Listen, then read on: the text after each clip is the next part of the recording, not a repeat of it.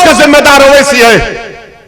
इसीलिए तो हम कह रहे हैं कि जिसका नेता होगा उसी की आवाज को सुना जाएगा, क्योंकि आपका नेता नहीं है। आपकी वोट की अहमियत है, मगर उसके बाद आपकी जिंदगी की अहमियत नहीं है। मोहब्बत आपके बच्चों के शिक्षा से नहीं है, मोहब्बत आपके बेटियों को पढ़ाने लिखाने से नहीं है, मोहब्बत इस बात की नहीं है कि आपके गली कूचों में, गरीबों के इलाकों में बैंक को खोला जाए। मोहब्बत सिर्फ वोट की है और चुनाव के तक है। उसके बाद तुमको यतीम और लाचार बनाकर छोड़ दिया जाता है। और कितने बच्चे पढ़ रहे हैं अल्पसंख्यक समाज के तेलंगाना में मजलिस की नुमाइंदगी पर, मजलिस की कोशिशों पर 60,000 मुस्लिम बच्चे और बच्चियां फ्री में पढ़ रही हैं। 60,000। यह काम यह नहीं हो सकता, यहां पर नहीं हो सकता काम। यहां पर कोई बोलने वाला तो चाहिए, कोई लड़ने वाला तो चाहिए।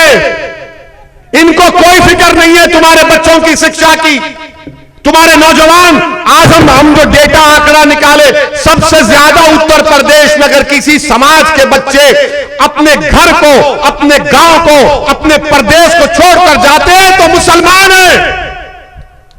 जो बंबई जाता, दिल्ली जाता, चंडीगढ़ जाता, हैदराबाद को आता, वही तो पैसा भी जाते। कहां गया सबका साथ, सबका विकास, सबका विश्वास? कौन है तुम्हारी ये बात करने वाला? और ईमानदारी से एक बात हमारा जवाब दो। जितनी बातें अभी हमने 5 मिनट में की, क्या तुमने कभी किसी नेता से सुनी?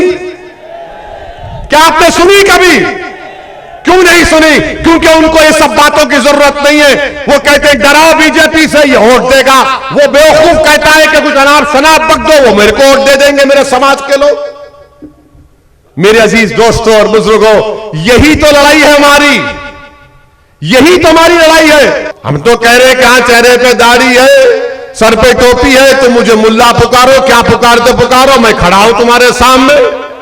मेरी शनाख्त पर मुझे पूरा एतमाद है और फक्र है। मगर ये खौम खौम की बात करने वाले, बताओ क्या ये बात सच नहीं है कि उत्तर प्रदेश में आज हम भाजपाइयों से भी पूछ रहे हैं, उत्तर प्रदेश में अगर 10 अल्पसंख्यक समाज मुसलमान के बच्चे हैं तो 10 में से 7 फंडा लिखना नहीं जानते, हिसाब किताब करना नहीं जानते। इसका जिम्मेदार कमाल मलिक है या ओवैसी है या इरफान मलिक है?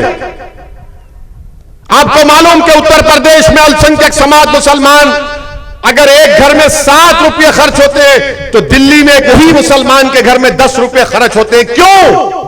इसका जिम्मेदार मैं। क्या आपको मालूम कि 4, 5 और 14 साल के दरमियान में सबसे ज्यादा बच्चा मजदूरी करने वाले कौन? अल्पसंख्यक समाज के मुसलमान। क्या आपको मालूम कि सिर्फ 10% बच्चे हाई स्कूल मुकम्मल करते हैं? इसका जिम्मेदार मैं हूं। क्या आपको मालूम कि ग्रेजुएट सिर्फ 4% होते हैं? इसका जिम्मेदार मैं हूं। क्या आपको मालूम कि अल्पसंख्यक समाज उत्तर प्रदेश में मुसलमानों के पास कितनी जमीनें 2 एकड़ 2% के पास भी नहीं है, और बाबा बोलते 80-20 80-20 की बात करते। क्या आपको मालूम कि फॉरवर्ड क्लास के लोग और आप अल्पसंख्यक समाज के लोग, उनके 6 साल पहले आप मर जाते हैं, दुनिया से चले जाते हैं। इसका जिम्मेदार मैं, क्योंकि आपका नेता नहीं है। आपकी वोट की अहमियत है, मगर उसके बाद आपकी जिंदगी की अहमियत नहीं है। मोहब्बत आपके बच्चों के शिक्षा से नहीं है, मोहब्बत आपके बेटियों को पढ़ाने लिखाने से नहीं है, मोहब्बत इस बात की नहीं है कि आपके गली कूचों में, गरीबों के इलाकों में बैंक को खोला जाए। मोहब्बत सिर्फ वोट की है और चुनाव के तक है। उसके बाद तुमको यतीम और लाचार बनाकर छोड़ दिया जाता है। जैसा बाबा ने सांड को छोड़ दिया खेत कालो, इसी तरह तुमको छोड़ दिया गया। मगर कम से कम वो सांड को घास खा रहा है चोरी से। तुम्हारे पास अपने बच्चों को खाना खिलाने के लिए पैसे नहीं है। पैसे खाना खिलाने के लिए तो तालीम शिक्षा के लिए पैसे नहीं है। बीमार पड़ गए तो तुम कर्जों में डूब जाते हो। बताओ इसका जिम्मेदार ओवैसी है। इसीलिए तो हम कह रहे हैं कि जिसका नेता होगा उसी की आवाज को सुना जाएगा। और जो आंकड़े हम दिए हैं, ये आंकड़े हमने 8 महीने पहले माहिरीन को, एक्सपर्ट्स को बुलाकर उनसे कहा निकालो, बताओ क्या पोजीशन है, स्थिति क्या है, बताओ। हमको रिपोर्ट दी बनाकर। और आज अगर कोई भाजपाई, सपा, कांग्रेसी ये कहता है कि गलत है तो बताओ, जगह और वक्त बता दो। तुम बीजेपी, सपा, बसपा तीनों बैठकर एक आदमी से 5 मिनट तुम मुकाबला नहीं कर सकोगे, उठ के भाग जाओगे, हम डेटा देंगे तुमको। मेरे अजीज दोस्तों और बुजुर्गों, यही बात आपको बताना चाहते थे कि आपका क्या हाल हो चुका है। और लोग बोलेंगे मजलिस के अगर 8-10 विधायक जीत जाएंगे तो क्या होगा, क्या तुम सत्ता में आओगे? मेरे भाई, उसका जवाब भी सुन लो आप। हर कोई हमसे पूछता, ओवैसी साहब आप क्या सत्ता में आएंगे, क्या आप मंत्री बनेंगे? मैं उनको कई बार समझाया, आपको भी बता रहा हूं। हमारे 7 विधायक तेलंगाना में है, कभी भी हमारा मंत्री नहीं बने। 65 साल से हम मेहनत कर रहे हैं, ना मंत्री बने, ना मुख्यमंत्री बने, ना संतरी बने। और हमने क्या किया, हमने सरकार को के पास जाकर तेलंगाना प्रदेश में, आज चलो हमारे साथ हैदराबाद कभी आओ तो तुमको दिखाएंगे इंशाअल्लाह। हमने वहां की सरकार के पास जाकर कहा, मिलकर कहा हमारे मुख्यमंत्री चंद्रशेखर राव से कि केसीआर साहब, तेलंगाना के अल्पसंख्यक समाज के मुसलमानों को आप कुछ करना चाहते हो? उन्होंने कहा हां मैं करना चाहता हूं। हमने कहा स्कूल खोलो। आज तेलंगाना में 6ठी जमात से 12वीं जमात तक गवर्नमेंट के स्कूल है, रहने का इंतजाम, खाने का इंतजाम, पढ़ाई का बेहतरीन इंतजाम। आपको मालूम, उस स्कूल में एडमिशन लेने के लिए एंट्रेंस सीखना पड़ता।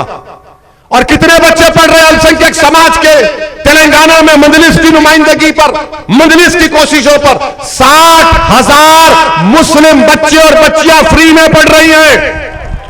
60,000। यह काम यह नहीं हो सकता, यहां पर नहीं हो सकता काम। यहां पर कोई बोलने वाला तो चाहिए, कोई लड़ने वाला तो चाहिए। इनको कोई फिक्र नहीं है तुम्हारे बच्चों की शिक्षा की, तुम्हारे नौजवान। आज हम जो डेटा आंकड़ा निकाले, सबसे ज्यादा उत्तर प्रदेश में अगर किसी समाज के बच्चे अपने घर को, अपने गांव को, अपने प्रदेश को छोड़कर जाते हैं तो मुसलमान हैं। जो बंबई जाता, दिल्ली जाता, चंडीगढ़ जाता, हैदराबाद को आता, वही तो पैसा भी जाते। कहां गया सबका साथ, सबका विकास, सबका विश्वास? कौन है तुम्हारी ये बात करने वाला? और ईमानदारी से एक बात हमारा जवाब दो, जितनी बातें अभी हमने 5 मिनट में की, क्या तुमने कभी किसी नेता से सुनी? क्या आपने सुनी कभी? क्यों नहीं सुनी? क्योंकि उनको ये सब बातों की जरूरत नहीं है। वो कहते हैं डराओ बीजेपी से, ये वोट देगा। वो बेवकूफ कहता है कि कुछ अनाप शनाप बक दो, वो मेरे को वोट दे देंगे, मेरे समाज के लोग। मेरे अजीज दोस्तों और बुजुर्गों, यही तो लड़ाई है हमारी, यही तो हमारी लड़ाई है। हम तेलंगाना में कभी मंत्री में नहीं गए, ना जाएंगे इंशाअल्लाह। लड़ने वाला चाहिए। अगर हर कोई मंत्री बन गया तो फिर लड़ेगा कौन? कौन लड़ेगा गरीबों के लिए, मजलूमों के लिए, अति पिछड़ा के लिए?